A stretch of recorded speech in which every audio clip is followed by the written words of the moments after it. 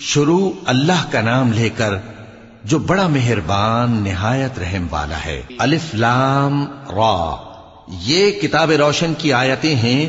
ہم نے اس قرآن کو عربی میں نازل کیا ہے تاکہ تم لوگ سمجھ سکو۔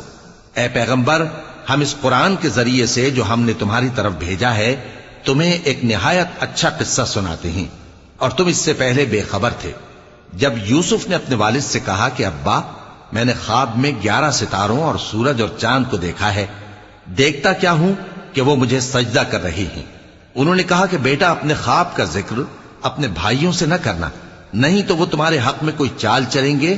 کچھ شک نہیں کہ شیطان انسان کا کھلا دشمن ہے، اور اسی طرح اللہ تمہیں برگزیدہ و ممتاز کرے گا اور خواب کی باتوں کی تعبیر کا علم سکھائے گا، اور جس طرح اس نے اپنی نعمت پہلے تمہارے دادا پر دادا ابراہیم اور اسحاق پر پوری کی تھی، اسی طرح تم